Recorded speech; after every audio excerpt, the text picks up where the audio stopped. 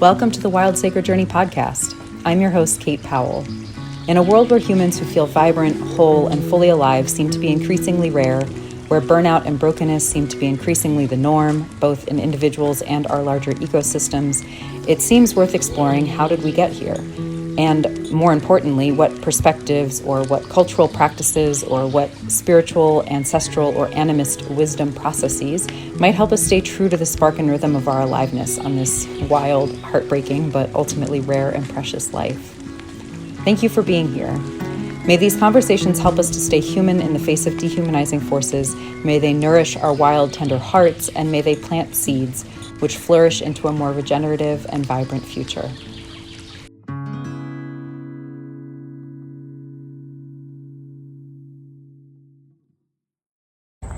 Hey. So we've got a bonus episode here in honor of Lammas or Lughnasadh, August 1st harvest holiday, in the Northern Hemisphere anyway.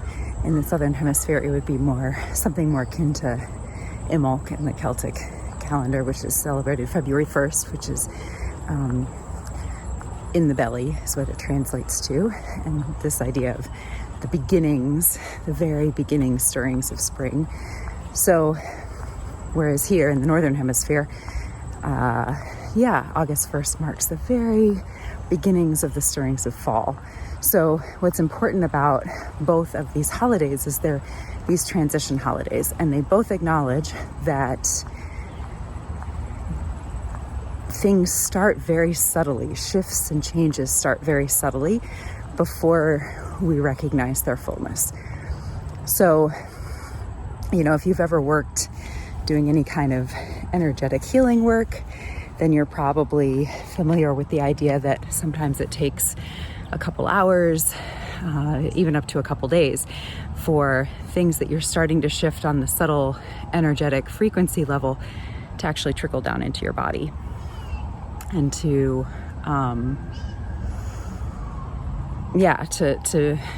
become more clearly and obviously manifest. And the same can be said like anytime we're transitioning, right? Like we say yes to a new job, we sign up for a retreat or ceremony of some kind, and you start to feel there's something about what that new space you're about to step into is going to bring out of you, or is going to invite you into, is going to call to that the themes of that will start to make themselves kind of known. And it's really easy. We're not very well trained in how to sense into the subtleties of things. I'm noticing that a lot recently in like stuff I'm writing that then I'm getting feedback from other people on, and I'm like, in my mind it's so obvious, and a lot of other people are like, whoa, I'm not quite picking that up. And so it's very interesting. I've been paying a lot of attention to how much that subtlety, once we've gotten used to it, it can seem very explicit, and yet it's often quite implicit. And if we're not paying attention to it, it'll just like right over our heads. So these holidays are these transition holidays are really key because they acknowledge that the energy is starting to shift. The beginning of something is actually happening now. And so this is like a really important thing, I think, to notice in the case of something like burnout, because the signs that burnout is coming start long before we're really, really deep in that depleted, vacant, kind of like black hole of a space, right? And in fact, we live in rhythms all the time. So it's not that we're always going to feel our most vibrant, our most fully alive. Just look at the natural world, right? Like I'm surrounded by greenery and warmth and long days, and right now, and in the winter, that's not the case, right? And so it's not that we're avoiding times of low energy. It's not that there aren't times where we're going to have to dig deep, right? Like in the farming time of year, this harvest time in the Northern Hemisphere that we're facing, this can be a time where you really have to dig deep to get the amount of work done that you have to get done, right? Because You've been working long, pretty hard, pretty busy, full day hours, right, for a long time now. And you're starting, I know by the time you get to this point, back when I was farming, by the time I got to this point, I was always like, is fall almost here yet? I'm ready for a break. And fall often isn't as quiet as we think it is, because not only are you still harvesting, but you're also then, you're having to do your canning and preserving, right? For the foods that are going to try and carry you through the winter and the slow season. You're having to start to put the fields to bed and, put the farm to bed so that the fields can rest and have what they need in order to be prepared to thrive and be able to grow fruitful things in the following year, right? So, this Lammas, this Lughnasadh, this August 1st harvest celebration, although many of us think of this as we think of spring as the beginning, and we think of fall and winter as kind of like, fall is the beginning of the end, kind of, and winter is the end, and then spring is the beginning. In a lot of ancient cultures, they actually view this time more as like the beginning, right?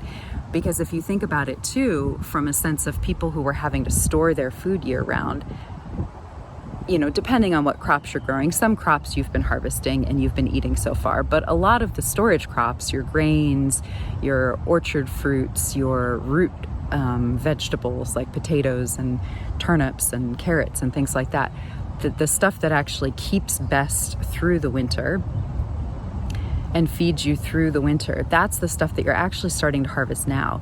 So in many ways, like the larders were probably starting to get empty, right?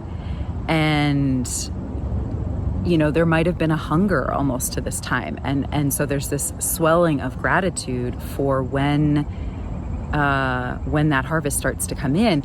And there's also a moment here where we are kind of invited to take stock of like, okay, how has the weather been? How have the crops been doing? How have the seeds that I've planted, how are those actually fruiting now? What am I able to harvest? And is it going to be the kind of thing that can carry me through, right? So this matters too in terms of burnout, because what we're then looking at here is we're actually like, that's sort of the invitation, particularly I think for those of us in the Northern Hemisphere, to kind of look at, am I spending my energy, my precious time and energy on things that are actually going to carry me through long term? Because it's really easy to get distracted by spending our time and energy on the things that seem helpful in the short run. And again, there's a time and a place for that. None of that's wrong, right? But in these larger cycles of things, we know that we're going to be going into a more fallow period. Right? And so then the question becomes, are we setting ourselves up for that so that the digging deep that we're having to kind of do now isn't digging from empty, right? That's where burnout comes from, is like that we have nothing in the tank and then we keep digging, right? Extracting more and more and more. And there isn't the input coming in. Now, whether that's that we're not having the right community support and the right exterior support, whether that's that we're fragmented in some way on the inside, and so what comes in is then also leaking right out again, and like harvesting into a bucket with holes in it, right? And having all the stuff you're harvesting just like fall out onto the ground as you go, right?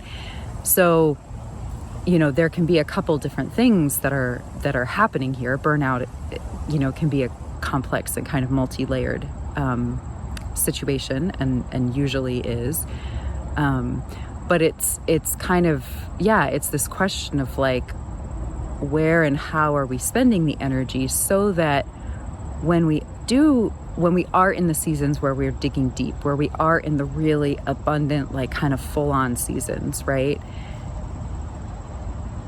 Do we have the resourcing to support that, even if it's stretching us, even if it's challenging us, the inner and possibly outer resourcing? And are we then expending that energy in that period on things that are also going to sustain us in the long run, right? And that's sort of a really key piece of all of this. So that's how then, even though we're in a rhythm, we're in a cycle, it's a cycle of aliveness rather than a further cycle of just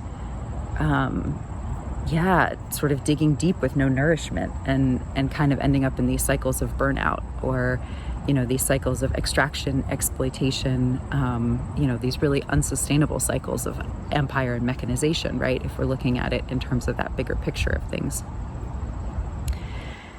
It's also a time, a big part of the Lammas celebration are these Lammas loaves, right? And in Lughnasadh, right, there's a lot of this recognizing of the other world, the subtle world, sort of the mystery that is weather changes, that is, the fair folk or the good people, the good neighbors, right? The shining ones, whatever we want to sort of call those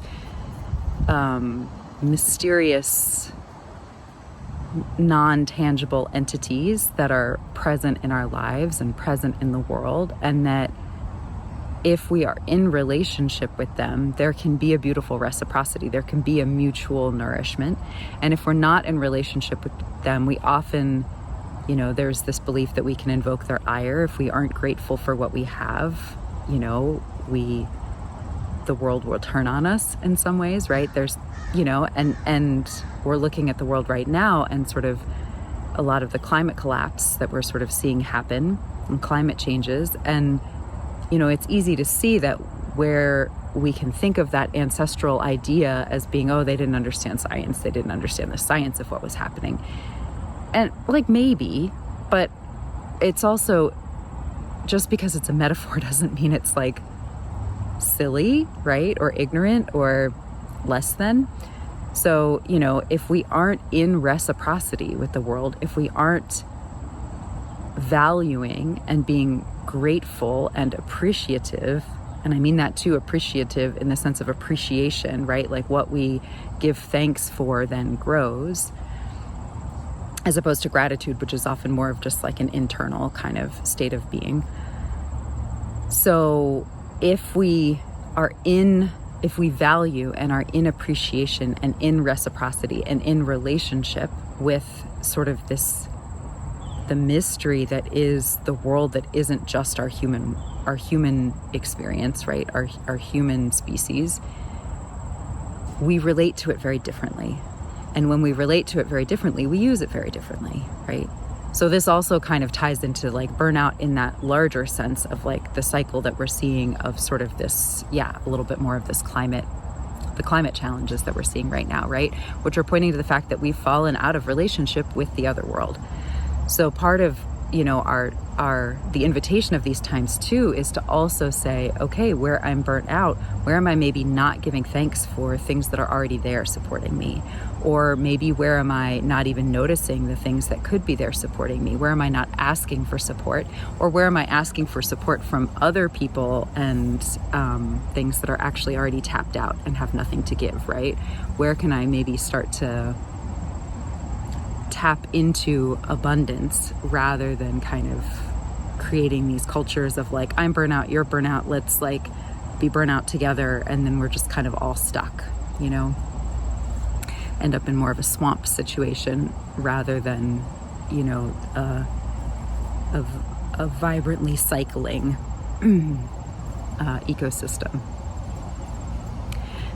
So when it comes to, and then I would say if you're in the Southern Hemisphere and you're kind of tending, you are sort of looking for a prompt, something to sit with in this moment where you're kind of more in the belly, that the first stirrings before spring, I would say then it's kind of a similar question, but sort of what seeds am I needing to plant right now, or what stirrings are wanting to happen that will move me towards aliveness, right? And am I, check in with your energy. Am I in this fallow, restful place of winter, or am I in the vacancy of burnout, right? Because those are two different things. And if we're in that fallow, restful place, then the first stirrings of aliveness actually feel kind of exciting, right? And if we're in that vacant, burnt out place, then those first stirrings of aliveness are actually going to be kind of scary. And chances are we're going to want to actually kind of push them away because we're not going to feel like we're up to the task, right? So that would be something that you might be interested in kind of tracking or kind of tuning into, right? I'm just listening in for a moment if there's anything else that kind of wants to be said. I don't think so. I think we'll start to to wrap up there. But yeah, so just noticing if you are in this place of feeling depleted, if you are in this place of feeling burnt out, where is more aliveness, and what do you need to be moving towards aliveness? And it might look like needing support. So yeah.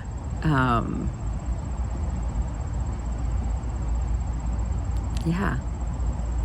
Thanks so much, and we'll see you next time. Hope this was helpful. Hi, Kate here again, just adding an invitation here to the end of this episode for Wisdom Wednesday.